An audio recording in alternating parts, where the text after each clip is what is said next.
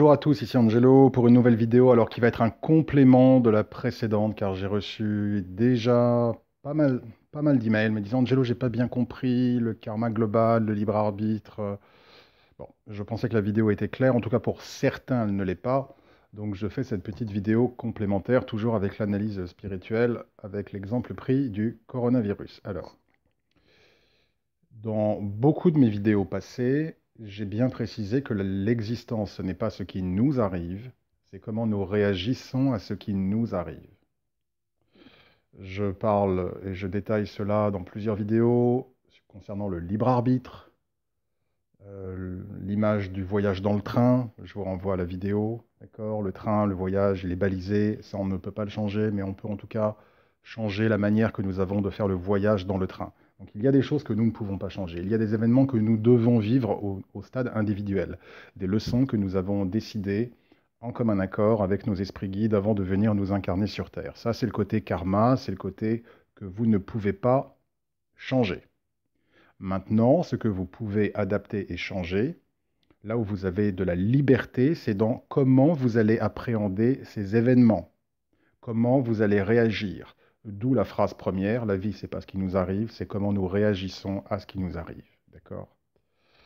Ça revient exactement à la même chose que de dire dans une des vidéos précédentes, on ne peut pas changer le monde, mais on peut changer le monde autour de soi. D'accord? Donc nous avons une capacité d'action face aux événements qui nous arrivent dans la vie. Bon, ça c'est au niveau individuel. Si un événement vous arrive, vous avez énormément de manières de réagir à cet événement. C'est la beauté de votre libre arbitre. Maintenant, au regard des différents choix que vous avez de réagir à un même événement donné, certaines réactions seront plus ou moins en accord avec les lois spirituelles, ce que j'appelle les lois divines. Donc, certains choix seront en alignement avec ces lois divines. D'autres, au contraire, ne seront pas en alignement avec ces lois divines, également appelées lois spirituelles. Et ce qui se passe, c'est que lorsque vous vous butez, lorsque vous êtes têtu, lorsque vous vous obstinez dans une direction qui, pour votre développement spirituel, n'est pas bonne, ce qui va se passer, c'est que cela va engendrer des réactions qui vont être d'autant plus déplaisantes.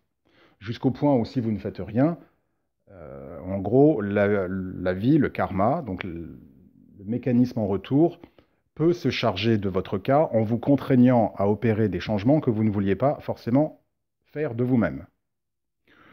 Ça, c'est une première approche. La deuxième approche, qui peut être également possible, c'est que si vous continuez à persister dans des comportements qui s'écartent des lois spirituelles, vous continuez à alimenter des situations et des états d'être qui vont continuer à vous rendre malheureux. Bon. Au niveau global, c'est exactement la même chose. Et c'est la raison pour laquelle j'ai voulu parler de l'exemple avec le coronavirus. Le coronavirus est un événement à l'échelle planétaire. Nous avons donc affaire à du karma global. Comme je l'ai indiqué, l'humanité, les masses, au même titre que les individus, affrontent des événements karmiques. Maintenant, l'humanité a différentes manières, moyens de répondre à cet événement. Et là, c'est le libre arbitre de la communauté, au même titre qu'il y a le libre arbitre de l'individu. Donc les masses, les populations, vont avoir différentes manières de réagir, donc en l'occurrence, au virus. Et selon ces différentes manières, il y en a qui seront plus en alignement avec ce qui pourrait être considéré comme les lois spirituelles ou pas. C'est-à-dire tout comportement global qui va se fonder sur la responsabilité, la responsabilisation, le lâcher-prise, l'acceptation et la compréhension des choses. Plus les événements vont, ou du moins moins les événements vont être vécus de manière douloureuse et pénible. En l'occurrence, nous avons eu un exemple avec l'inverse. C'est-à-dire qu'en France, la population a opté à utiliser son libre arbitre, elle a le droit, dans le sens, on va dire, de la résistance et pas du lâcher-prise, dans le sens du manque de responsabilité et pas, au contraire, de la responsabilisation. Et donc cela est passé par le fait qu'en gros, les gens continuaient à aller aux terrasses de café, ils continuaient à avoir des regroupements, ils continuaient à avoir des pique-niques, alors qu'on savait très bien et qu'on disait déjà, attention, il faut faire ci, il ne faut pas faire ça, etc., etc. Eh bien, ce qui se passe, c'est que du coup, nécessairement, cela a entraîné un retour de bâton, un choc en retour qui, dès lors, est plus pénible et davantage contraignant. Voilà, j'espère que c'est un petit peu plus clair. Donc, c'est la raison pour laquelle j'ai pris l'exemple du coronavirus qui est vraiment excellent parce que ça, à l'échelle globale, et donc maintenant ce qui se passe, c'est qu'il y a une mesure en fait de quarantaine. Au même titre que, comme je le disais précédemment, individuellement, si vous avez un événement qui vous arrive et que vous utilisez votre libre arbitre pour ne pas appréhender cet événement dans le lâcher-prise, dans la responsabilité, dans la compréhension et donc dans l'acceptation des choses, et dès lors dans l'ajustement, eh bien, vous prenez le risque d'avoir des événements qui vont arriver et qui peuvent être d'autant plus pénibles. Eh bien, ce qui fonctionne au niveau individuel fonctionne également au niveau global. Voilà. Donc j'espère que c'est un petit peu plus clair. Je pensais que c'était clair dans ma vidéo. Mais apparemment, en tout cas pour un certain nombre de personnes, cela ne l'était pas. Donc c'est la raison pour laquelle j'ai voulu faire juste cette vidéo très très courte. Et donc bien évidemment, si les individus de surcroît vivent cette période d'un point de vue égocentré, individualiste, égoïste, comme je l'ai expliqué également dans la précédente vidéo, il faut s'attendre là encore à un retour de bâton. C'est que l'humanité ne sera pas prête à évoluer, ne sera pas prête à sortir de la nasse dans laquelle elle est actuellement. Et c'est en ce sens que ce qui se passe avec le coronavirus est un test. Tous les événements karmiques sont des tests, ce sont des leçons.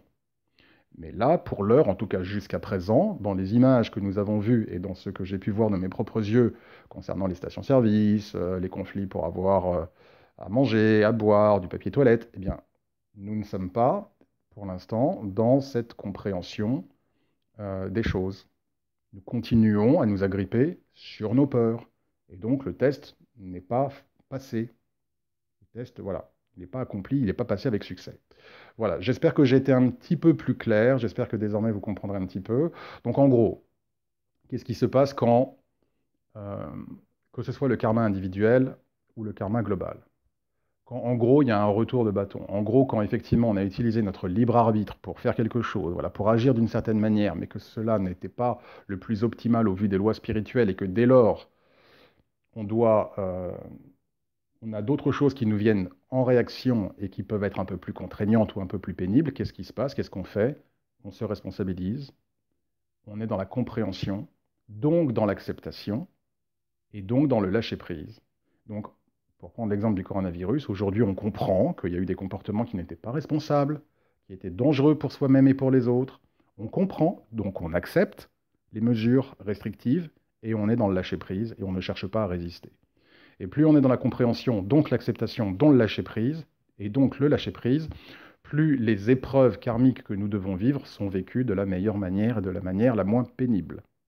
Voilà, j'espère avoir été clair, beaucoup plus clair, euh, avec cette petite vidéo d'ajout. Merci encore à tous pour tous vos commentaires et pour vos emails aussi privés. Du coup, c'est ça qui m'a poussé à faire cette deuxième vidéo de complément.